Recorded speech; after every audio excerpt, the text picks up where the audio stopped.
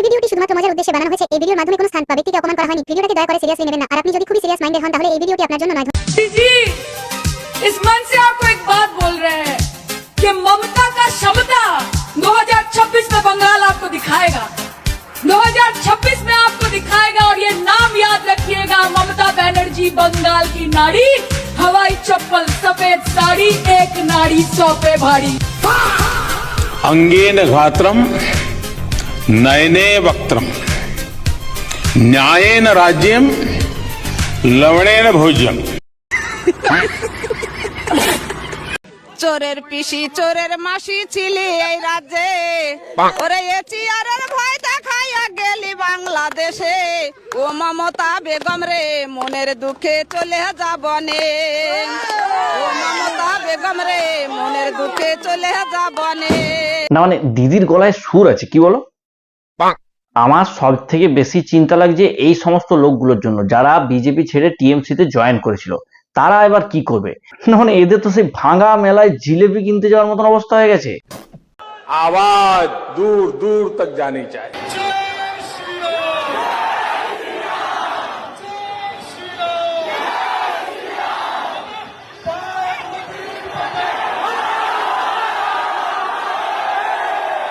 দেখো তোমরা যতই আনন্দে প্রাণ ভাসাও গা ভাসাও, আমি ভাই পার্সোনালি একটা কথা বলবো, আমি কিন্তু ভাই খুব দুঃখী আছি। বাংলার মানুষ আজকে বুঝতে পারছে না, পরে বুঝতে পারবে যে বাংলার মানুষের কত বড় লস হয়ে গেল। বলেন কি? কারণ বাংলা শুধু একজন মুখ্যমন্ত্রীকে হারালো না, বাংলা হারালো একজন নাট্যকার, একজন কবি, একজন লেখক, একজন চিত্রকার, একজন গীতিকার, মানে এত বহুমুখী প্রতিভার অধিকারী নিয়ে একজনকে হারালো, মানে ভাবা যায়।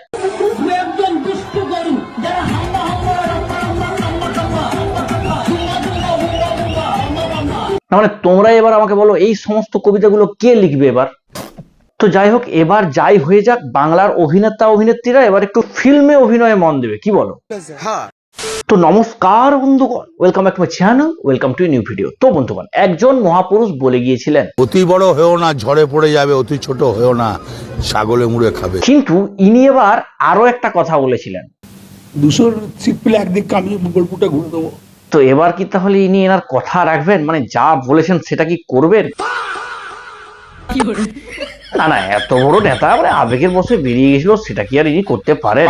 তবে ইনি কিন্তু খুব বুদ্ধিমান লোক। ইনি এই বিষয়টাকে কভার আপ করার জন্য আরো একটা কথা বলেছিলেন, মমতা ব্যানার্জি অভিষেক ব্যানার্জি থাকলে কিছু হবে না। অভিষেক ব্যানার্জি যতদিন আছে ততদিন এই পশ্চিমবাংলার কিচ্ছু হবে। তো যাই হোক বন্ধুগণ, 4 তারিখে যে খেলা শেষ হয়ে গেছে সেটা তোমরা ভালো করে জানো। পশ্চিম বাংলার লোকজন দিদিকে প্রাক্তন বানিয়ে দিয়েছে। কেউ কেউ তো আবার এইটার জন্য মেসিকে ক্রেডিট দিয়ে দিচ্ছে। না মানে মেসি 2011 সালে যখন এসেছিল তখন সিপিএম চেঞ্জ হয়ে গেছিল, মেসি 2025 সালে এলো, দিদি চেঞ্জ হয়ে গেল। তোমরা কি ভাবছো শুধু এই সমস্ত কথাগুলো কি আমি আজকের ভিডিওতে বলতে এলাম? না না, আমরা দেখতে এলাম আজকে সবাই মিলে যে জোড়া ফুল শুকিয়ে যাওয়ার পর পশ্চিমবাংলার মানুষজন করছেটা কি, সোশ্যাল মিডিয়ায় কি চলছে সেগুলোই দেখবো এবং সেগুলোকে নিয়ে চুলচারা বিশ্লেষণ করার চেষ্টা করবো। কিন্তু তার আগে যারা যারা এখন পর্যন্ত চ্যানেল সাবস্ক্রাইব করেন প্লিজ চ্যানেল সাবস্ক্রাইব করে পাশে থেকে পাশে বেল আইকনটি অল করে দিও, যাতে পরে ভিডিওগুলো নোটিফিকেশন তোমাদের কাছে গিয়ে পৌঁছায় আর আমার চ্যানেল সাইজগুলো থাকতে পারে। তো চলো আর বেশি দেরি না করে ভিডিওটির গভীরে যাওয়া যাক।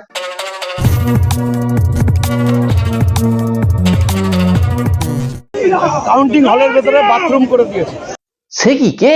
এই মুহূর্তের সবথেকে বড় খবর, কাউন্টিং চলাকালীন হলের মধ্যে বাথরুম করে দিয়েছে তৃণমূল প্রার্থী জ্যোতিপ্রিয় মল্লিক। না মানে এটা আবার কিরকম বড় খবর? হ্যাঁ, একটা মানুষ যার বয়স হয়েছে যথেষ্ট, বহুমূত্র রোগ টোগ থাকতে পারে, হয়তো হারার টেনশনে পড়ে ফেলেছেন, এটা আবার কি ধরনের বড় খবর? হ্যাঁ, টেনশনে একটা মানুষের বেরিয়ে যেতেই পারে, তাহলে এটাকে এরকম ভাবে দেখানো কিন্তু একদম ঠিক না। রাজ্যের মুখ্যমন্ত্রী মমতা দি যতকাল থাকবে ততকাল সাধারণ মানুষকে কচুরি আমি 1 টাকা করে খাওয়াবো। আর বলছিলাম কি কাকা, যদি দিদি না থাকে তাহলে কি দাম বাড়বে?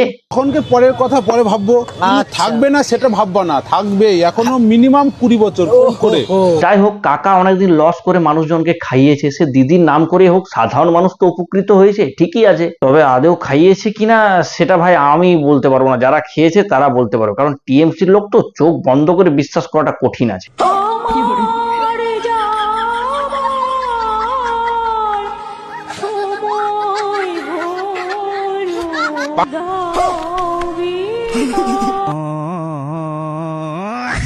তো 4 তারিখে তো রেজাল্ট বার হচ্ছে, তো 4 তারিখে কি মনে হচ্ছে, জয় বাংলা হবে রাজুদা? হয়ে গেছে, কি বলছো? হয়ে গেছে। আমি আজকে এই পরোটালা হয়ে এখানে দাঁড়িয়ে কথা বলছি। তা বলছিলাম কি রাজুদা, দিদির খেলা তো শেষ, তো তুমি কি এবার তাহলে জয় শ্রীরাম বলবে? আমি বিজনেসের জায়গায় কোনো পলিটিক্যাল আনবো না। আমি হাত জোর করে বলছি, আমি তৃণমূল করি, আমি মামাটি সরকারের ছেলে। তো তুমি কোন পার্টি করো সেটা কি আমরা জানতে চেয়েছিলাম? তুমি একটা গান্ডু, বুঝলে তো? তুমি যদি গান্ডু না হতে তাহলে তোমার ব্যবসার জায়গাতে তুমি কোন পার্টি করো এটাও তুমি বলতে না।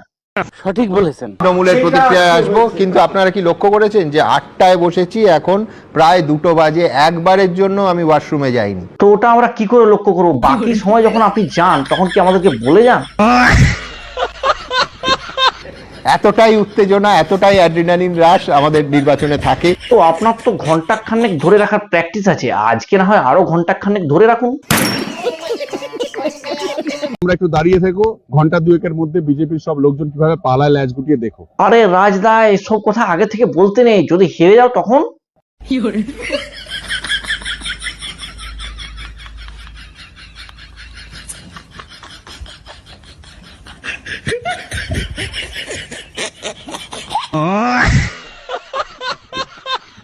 দেখো, এবার এটা মানুষ ভালো করেছে কি খারাপ করেছে সেটা আমি আপনাদের উপর ছেড়ে দিলাম, কিন্তু এনার একটা অডিও ভাইরাল হয়েছিল আর সেটা পোস্ট করেছিলেন কৌস্তব বাগচি। যদি অডিওটা সত্যি হয় তাহলে লোকটা কিরকম একবার ভাবুন।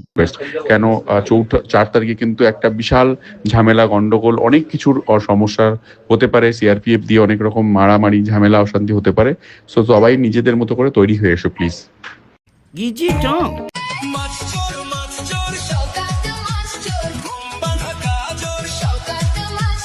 সেই গানটার কিন্তু ভাইব একটা আছে, যাই বলো আর তাই বলো। লোকটার উপর দিয়ে না ঝড় বয়ে যাচ্ছে। শওকত মোল্লা সোশ্যাল মিডিয়াটা একবার খুলেছেন, ইনস্টাগ্রাম কিংবা ফেসবুক খুললেই ওই বিটে গানটা বাজছে। যে পার্টি বানা গানটা কিন্তু হেভি বানিয়েছে, কি বলো? আচ্ছা, তোমাদের কাছে একটা প্রশ্ন, বলছি এই গানটাকে কলার টিউন কি করে রাখতে হয়? যদি কেউ জানো আমাকে একটু বলো তো, আমি এটা কলার টিউনে লাগাবো। গানটা আমার হেভি ভালো লেগেছে। এখন তো একটাই গান, এবারে ভোটের গান এটাই, বাকি সব কিছু হাওয়া। ফেসবুক, ইউটিউব যেখানে যাবেন লগ ইন করুন, ব্যাস আইএসএফ এর তৈরি মিউজিক ভিডিও। দেখো, পার্টি যার যার, গান কিন্তু সবার।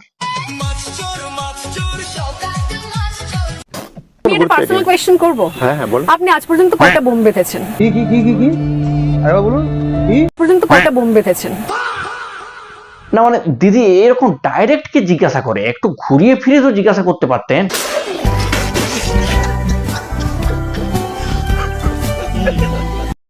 দেখো, এবার ভিডিওর শেষে আমি কিছু কথা বলতে চাই। কিছু কিছু ঘটনা সোশ্যাল মিডিয়াতে দেখা যাচ্ছে, এই যেমন টিএমসির পার্টি অফিস ভাঙচুর, কিছু মানুষজনকে মারধর করা এবং আরো অনেক ঘটনা সামনে আসছে। এবার এগুলো সাজানো কিনা জানি না, কিন্তু যদি সত্যি হয় তাহলে কিন্তু বিষয়টা ভাই ভালো হচ্ছে না। কারণ ওরা যখন জিতেছিল এই সেম জিনিসটাই আমরা দেখেছিলাম এবং আমাদের চোখে পড়েছিল। তাহলে এই সেম জিনিসই যদি দেখতে হবে তাহলে মানুষ পরিবর্তনটা করলো কেন? বিজেপির যিনি স্টেট প্রেসিডেন্ট আছেন তিনি বারবার আপনাদের উদ্দেশ্যে অনুরোধ করেছেন এবং বিরোধী দলনেতা শুভেন্দু অধিকারীও বারবার অনুরোধ করেছেন যে আপনারা প্লিজ শান্তি বজায় রাখুন, প্লিজ শান্তি বজায় রাখুন। নতুন সরকারের উদ্দেশ্যে আমি একটা কথাই বলবো, now you have won Bengal, many many congratulations to you. কিন্তু এবার সিরিয়াস ইস্যুগুলোর উপর ফোকাস করা যত তাড়াতাড়ি সম্ভব তত তাড়াতাড়ি উচিত। বাংলার মানুষের এই যে কষ্ট করে ঘটানো পরিবর্তন, এটা যেন বৃথা না যায়। আপনাদের উপর ভরসা এবং বিশ্বাস করি মানুষ আপনাদেরকে আসনে বসিয়েছে, তাই প্লিজ এই আসনটির মর্যাদা আপনারা আশা করি রাখবেন। তো বন্ধুগণ, এই ছিল আজকের ভিডিও। তোমাদের কেমন লাগলো অবশ্যই কমেন্টে জানিও। যারা যারা এখন চ্যানেল সাবস্ক্রাইব করেন প্লিজ চ্যানেল সাবস্ক্রাইব করে পাশে দেখো, পাশে বেল আইকনটি অল করে দিও যাতে পরে ভিডিও নোটিফিকেশন তোমাদের কাছে পৌঁছায়। আমার চ্যানেল জুড়ে থাকো। যারা যারা এই ভিডিওটি আমার ফেসবুক পেজ থেকে দেখছো অবশ্যই ফেসবুক পেজে ফলো করে। ধন্যবাদ, দেখা হচ্ছে পরে অন্য কোনো ভিডিওতে, ততক্ষণ বাই।